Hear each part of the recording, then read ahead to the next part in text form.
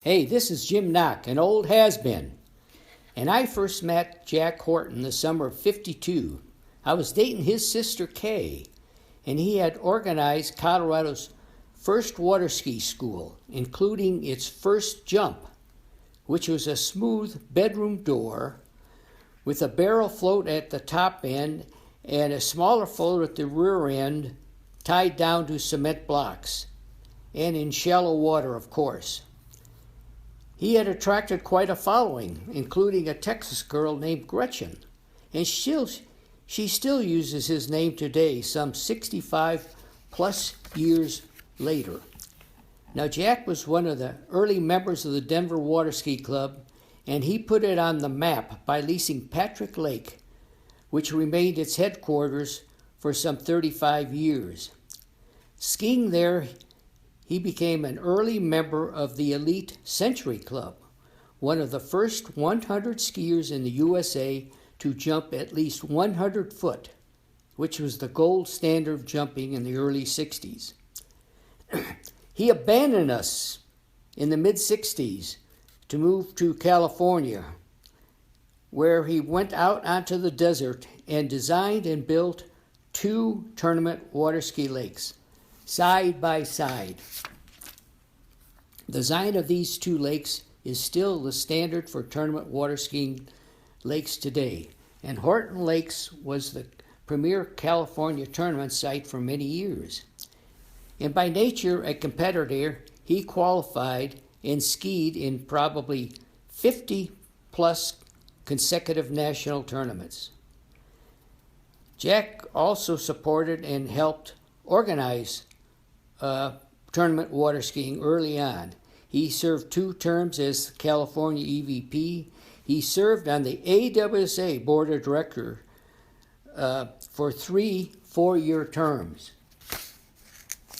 On the tournament site, he became a senior judge and senior driver, and if a manpower shortage, he was a tournament chairman also.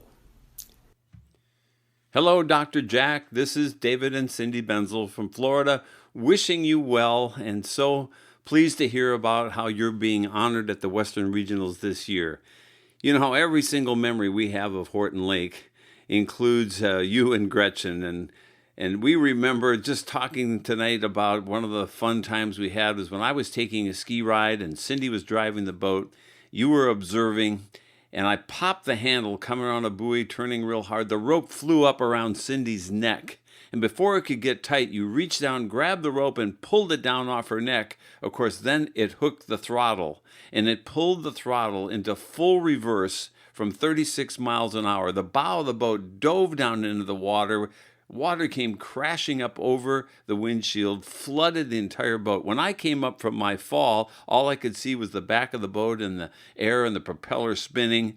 And then I heard you laughing. And you were just howling at how funny it was that Cindy had sunk the boat. Of course, she was panic-stricken, but you thought the whole thing was quite entertaining. And it just reminds me of what a great spirit you always had when we were there. How much life and passion and joy you brought to skiing every single day. And we just admire that, and we appreciate the genuineness and warmth of Gretchen and your love of life. We don't have a single memory of Horton Lake that doesn't include the 2 of you, and maybe sitting around in the evening having a glass of wine. Well, I had a glass of wine. You had more than one. And we would laugh and tell stories, and it was always a good time. We sure love you guys and are thankful for you in our lives. Good night. When I hear the name Jack Horton and Horton Lakes, I can't help but smile huge. A flood of emotions enter my heart, and immediately so many incredible memories come to mind. Of course, it all started long before I was even born. I have pictures of my dad, Bob Barton, helping to dig the famed Horton Lakes. There are photos of my dad, Dr. Jack, and his family skiing behind hydrodyne boats and running the ski school. There are pictures of famous people, like Olivia Newton-John, learning to ski with my dad and Dr. Jack. And then there is the story of how my parents met. In case you didn't know, my mom worked in Dr. Jack's practice. Dr. Jack and Gretchen set them up on a blind date. So I guess in some special way, even though I am not a Horton by blood, I will always consider myself part of the Horton Lakes family. My dad started taking me to Horton Lakes almost every weekend when I was only 3 weeks old.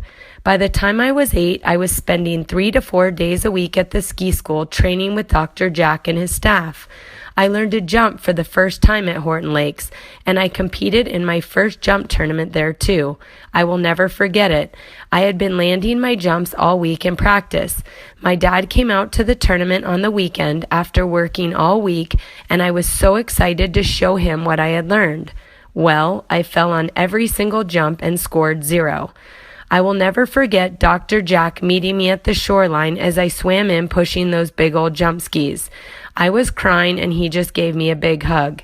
He told me I was a champion and that I would get it in the next round. He told me how proud he was of me and he gave me all the confidence I needed to go try again. In the next round, I rode out all 3 jumps. It isn't just all the hours of training I remember with Dr. Jack either. We had an immense amount of fun. I would swim for hours with all the kids in the lake playing Marco Polo. We caught catfish. We played in the dirt. We built sandcastles. And we had the best meals with all the students, staff, and Horton Lake family in the legendary A-frame building. I took naps in the hammocks, I camped, I played in the hot tub, and I enjoyed the most incredible love and support from Dr. Jack, Gretchen, and his staff that anyone could ever ask for.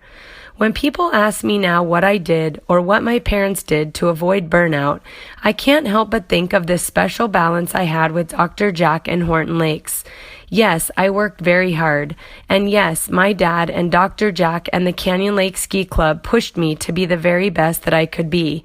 But at the end of the day, I had so much fun doing it that it really didn't seem like work or sacrifice at all. And I know that I am just one of the countless champions to have come from Dr. Jack and the Horton Lake Ski School. Dr. Jack, you clearly knew the recipe for success, and the environment that Horton Lakes created for decade after decade is responsible for taking the sport of water skiing to the levels that no one once thought possible. Thank you for your perseverance and dedication to your students' skiing. Thank you for your years of sacrifice and service to the sport that we all love so much. And thank you for your vision on where water skiing could really go. I love you and am certainly proud to be a small part of Team Horton Lakes. Congratulations on your well-deserved recognition tonight at the 2017 Western Regionals. All my love, Ronnie Barton Bischoff. A desert oasis, built by the brute of bare hands that were often marked by hard-earned calluses, the telltale sign of an athlete, a die-hard, dedicated athlete, a water skier. Horton Lakes was built in the 1960s. From the moment the first pile of Mojave Desert sand was shoveled and the banks were leveled smooth, a family history was born. But it wasn't until the 2 islands at opposite corners of the lake were resurrected from the ground that a global legacy caught fire. If you haven't heard of the Horton name, are you truly a water skier? Jack's cutting-edge design, constructed with windbreaker tree lines and roller-demolishing turn islands, is the reason why we can religiously wake up at the crack of noon and still be welcomed by a butter-smooth lake. In fact, this blueprint is one of the many contributions he has made over his lifetime to our beloved sport, and one of the reasons why he has a spot in the Water Ski Hall of Fame.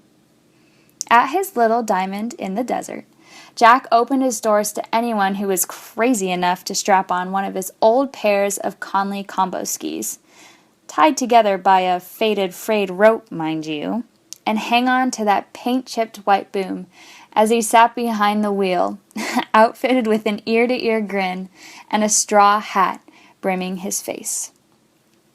When Jack wasn't tirelessly manning his ski nautique, he was sitting in the coach's seat, his sharp eye watching every buoy turn or edge to the wake.